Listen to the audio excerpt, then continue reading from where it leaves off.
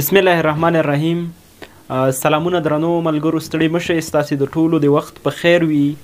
زه سعید صافی د افغانستان الکترونیکي زده کړو د ژورنالیزم د برخې استاز. نن زموږ د درس موضوع ده د خبر جوړښت برخې. نن زموږ 11 درس دی. راځو خپل درس ته. د خبر جوړښت برخې نن پیژنو چې زموږ خبر کې له کومو برخو څخه کار اخلو او خبر له څو برخو څخه جوړ شوی دی. په سر کې کومه برخه راوړل کیږي، ورپسې کومه برخه راوړل کیږي او بیا کومه برخه راوړل کیږي. هغه برخې چې یو خبر ترې جوړیږي هغه پیژنو. په تیرو درسونو کې مونږ خبري توکي وپېژندل او د خبر ډولونه مو وپېژندل. هماغه خبري توکي چې اساسي پوښتنې وي، هغه پوښتنو جوابونه چې مونږ لاسته راوړل، هغه چې په یو چوکاټ کې ایږدو، چوکاټ کې ځای په ځای کوو، هغه چوکاټ څه ډول دی او هغه چوکاټ کومې برخې لري، دا ټول نن پیژنو. د یو خبر جوړونکي برخې درې دي. موږ چې یو خبر جوړوو هغه به درې برخې لري: سرلیک، پیلامه او متن. یو خبر له درې برخو څخه جوړیږي: سرلیک، لیډ او متن. همدا شیان چې په یو چوکاټ ولري همدغه یو خبر دی. هغه خبري توکي چې مخکې مو وویل او هغه جوابونه چې مو لاسته راوړل د اساسي پوښتنو، هماغه د پوښتنو جوابونه چې په همدغه درې برخو کې ځای په ځای شي، دا یو خبر دی او هماغه په همدې درې برخو کې وضعي کیږي. خبر له درې برخو څخه جوړ شوی دی: سرلیک یا عنوان، پیلامه یا لیډ او متن. لومړی راځو سرلیک ته چې سرلیک څه شي ته ویل کیږي. سرلیک د خبر هغه برخه ده چې په سر کې راوړل کیږي. دې ته د خبر لنډ او مهمه برخه هم ویل کیږي. د خبر لنډ او مهمه برخه ورته ځکه ویل کیږي چې دغه خبر چې کوم موږ په کومه موضوع جوړو، د دغه موضوع سره په پوره توګه او په لنډ ډول خلک اشنا کول، دغه ته سرلیک ویل کیږي. سرلیک لنډ وي او اصلا لنډ وي خو مهمه برخه وي او ټول خبر ترې پیژندل کیږي چې موضوع چی ده. ځکه چې همدغه سرلیک سر کې راوړل کیږي، باید ستا له موضوع سره ستا مخاطبین په سر کې اشنا شي. نو د خبر لنډ او مهمې برخې ته چی ویل کیږي؟ سرلیک. ورپسې لیډ یا پیلامه ده. د خبر لیډ یا پیلامه د خبر شروع کیدونکې برخې ته هم ویل کیږي. په سرلیک کې خو یوازې خلک موږ موضوع سره اشنا کوو او یوازې خلکو ته موضوع ورپېژنو.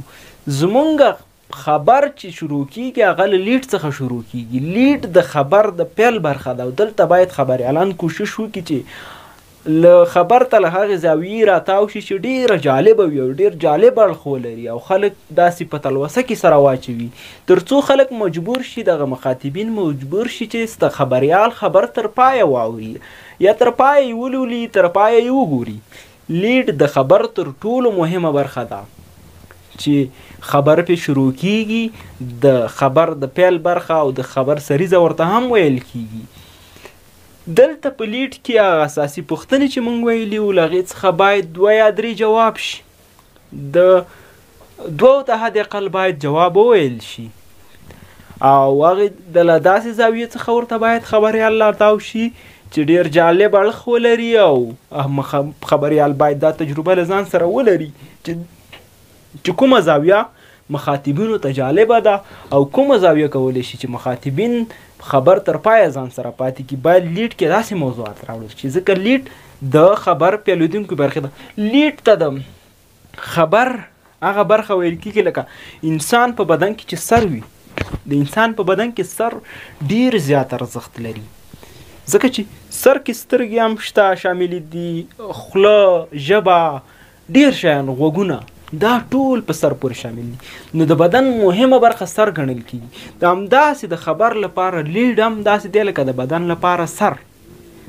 لیډ د خبر لپاره شروع کیدونکي پیلیدونکي برخه ګڼل کیږي. د خبر سریزه ورته هم ویل کیږي. خبریالان باید کوشش وکړي چې دلته د خبر یوه جالبه زاویه راوړي تر څو مخاطبین د له خبر سره تر پایه پاتې شي. متن د خبر تشریحي برخې ته ویل کیږي.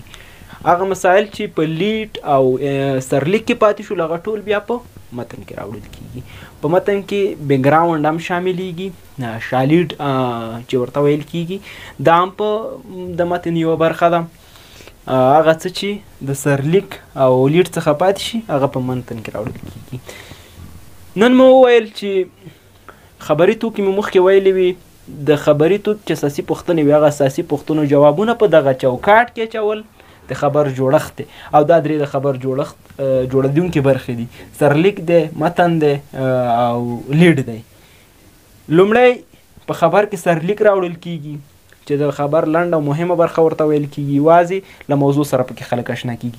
بیا ورپسې لیډ دی، لیډ د خبره هغه برخه ده، پیلېدونکې برخه ده، سریزه یې ورته هم ویل کیږي. باید خبریال پکې د خبر یوه جالبه زاویه واچوي تر څو مخاطبین دې ته مجبور شي چې له دل خبر سره تر پایه پاتې شي. متن د خبر تشریحي برخه ده، خبر تشریح ته ضرورت هم نه لري، خو هغه شی چې پاتې شو د سرلیک او په لیډ څخه هغه په متن کې راوړل کیږي. سرلیک او لیډ ډولونه هم لري.